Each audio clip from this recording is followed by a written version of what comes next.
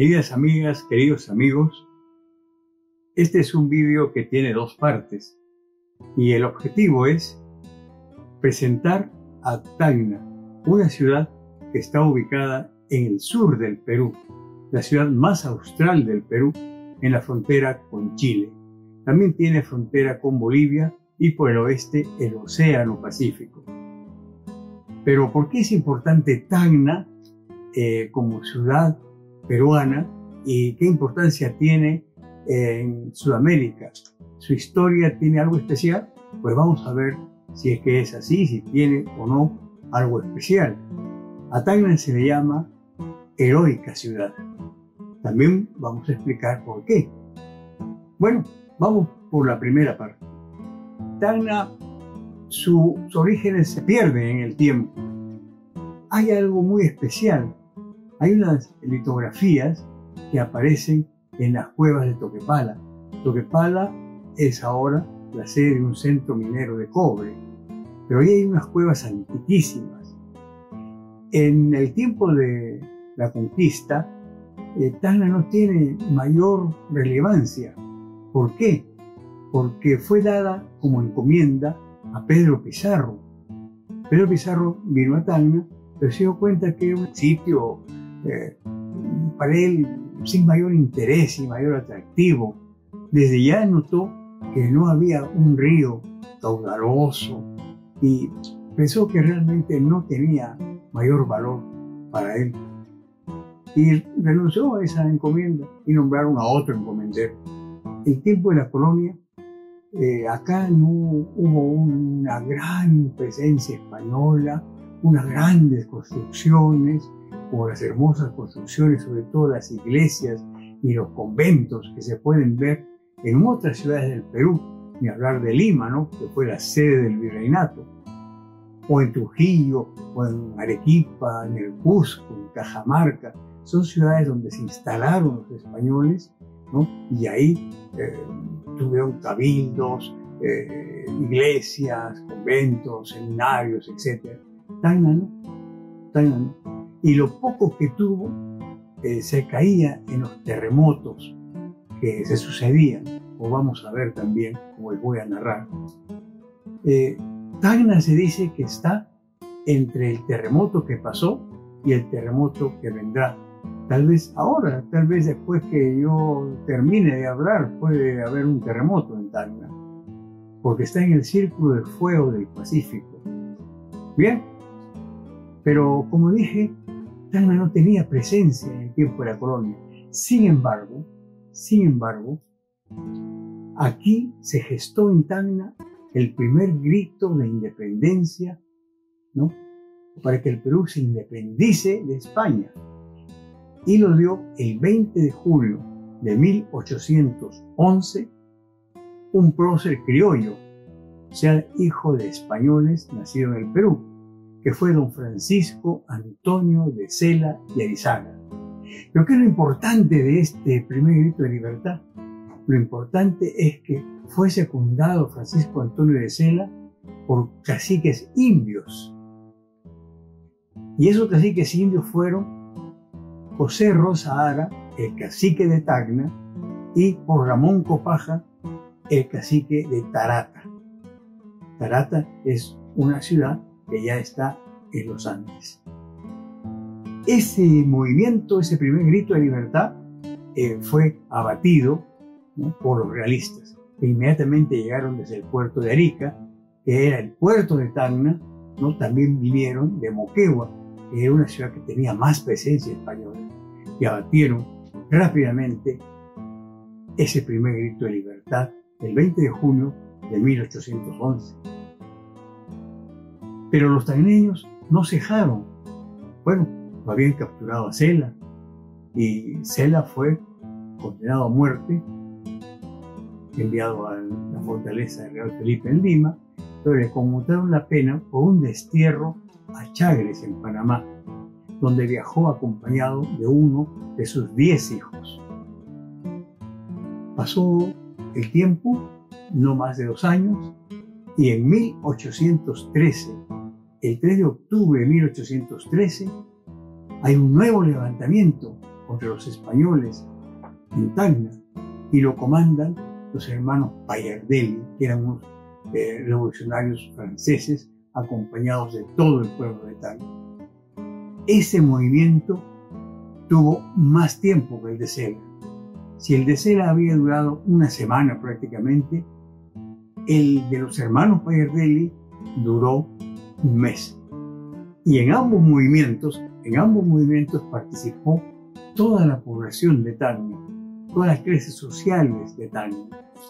Por eso es que Tacna es una ciudad de todas las sangres, como diría el escritor José María Arguedas. Y esas todas las sangres fueron las que después defendieron el honor de Tacna cuando fue ocupada por los chilenos. Pero esa es otra historia que la dejamos para el segundo capítulo. Seguimos con esta época colonial y con esta época de revueltas, ¿no?, contra España, y Tacna apoya al general inglés Miller, que era un brazo derecho de San Martín, que llegó a Tacna y pasó luego a Moquegua, estuvo en el sur, pero previamente envió a un amigo de confianza para que ocultara en el pueblo de Tacna cuál era su opción, si podían o no apoyar los gritos libertarios y la propia independencia. Y la respuesta de este señor, que fue enviado por Miller a Tacna, le contestó que en Tacna podría decirse que hasta las piedras respiran por la libertad. Eso fue muy honroso. Luego viene el grito de libertad, la independencia del Perú, el 28 de julio de 1821, la proclamación por el general San Martín, y Tacna alborozada, ¿no?, unos 2-3 años después, jura esa libertad. Ya en los inicios de la República, en 1828, el Congreso peruano y el presidente de la República, José de la Mar, dictan un decreto mediante el cual al Tacna, por su presencia, por su amor a la patria naciente, por la independencia de España, le entregan el título de heroica ciudad de San Pedro de Tacna. Inclusive tiene un escudo que tiene la forma romana, pero no tiene otros adornos más que la corona de laurel, que es corona de la patria. Hermosísimo, ¿verdad? Bueno, sigamos en esta relación. En 1836 tenemos la Confederación Peruano-Boliviana, ¿no?, promovida por el general Santa Cruz, que era presidente del Perú. La Confederación Peruano-Boliviana estaba destinada a tener a Tacna como su capital. ¿Y quiénes formaban esta confederación? La formaban el Estado sudperuano, que era Tacna, Arequipa, Iquique, Tarapacá, Puno. El Estado norperuano, que era la parte que colindaba de Arequipa para arriba, ¿no?, Ica, Lima, Trujillo, etc. Y la República de Bolivia.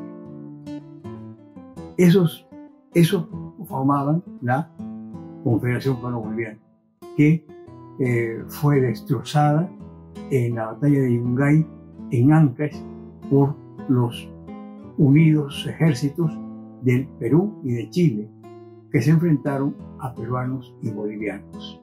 Es una historia que puede desarrollarse, pero le decimos así muy rápido para tener una idea de la importancia de esta ciudad de Tacna, que hoy día es una ciudad de 400.000 habitantes, una ciudad pequeña, pero que ha evolucionado en el tiempo, que lógicamente ha crecido, que tiene nuevas fronteras, pero que siempre mantuvo su lealtad a la patria, como repito una vez más, lo vamos a ver en el capítulo 2.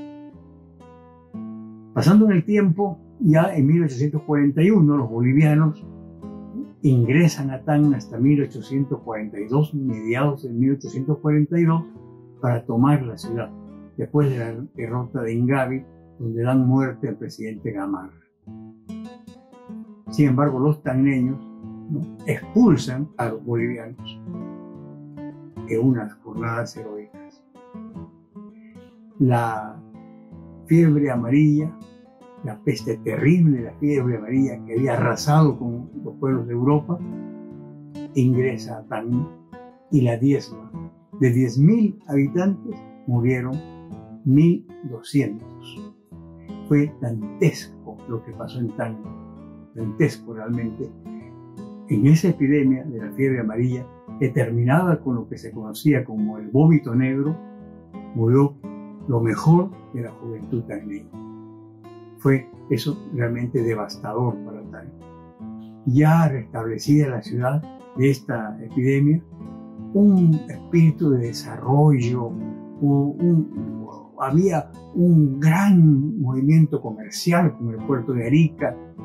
En Tacna se inaugura un teatro municipal que es bellísimo, que hasta ahora existe, una fuente que todos admiran. Se inició a construir la catedral de Tacna, se construyó el hospital, habían 3 periódicos, se enseñaban en las escuelas 3 idiomas. Imagínense ustedes todo el adelanto de esa época. ¿Y por qué fue el adelanto de esa época? Porque la plata que venía de Potosí pasaba por Tacna y se iba a Arica, donde existían casas comerciales inglesas, francesas y alemanas.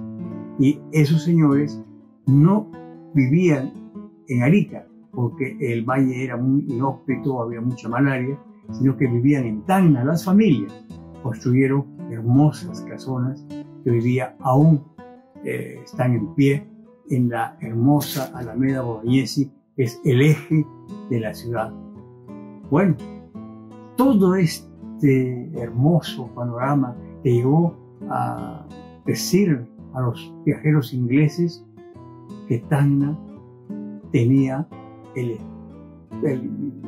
toda la presencia, las características de una ciudad europea. Todo este desarrollo, ¿no?, en el cual, dentro de la revolución industrial y de lo que había sucedido, ¿no?, se estrena, se construye una línea férrea entre Tacna y Arica, un ferrocarril de 54 kilómetros, que era entonces el tercero de Sudamérica y el más largo entonces. Tanto es así que bolivianos y argentinos venían a Tacna para viajar en ferrocarril, que es lo que se sentía viajando en este medio de transporte, que era el portento del siglo XIX.